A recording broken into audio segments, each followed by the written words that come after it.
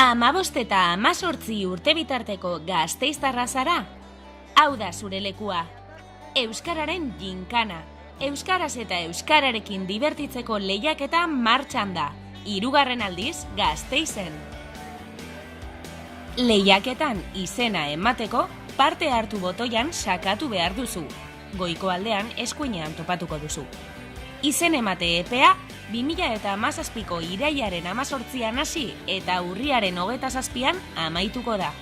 Taldearen aurkezpen bideoa bidali beharko da egun horretarako, eta hori izango da burutu beharreko lehen proba.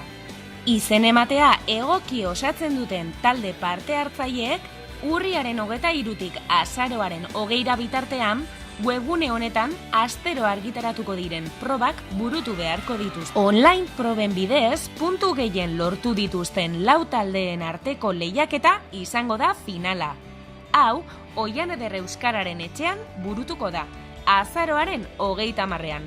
Eta bertan proposatuko diren probetan puntuazio altuena lortzen duen taldea izango da Gasteizko Euskararen ginkanako 3. edizioko irabazlea.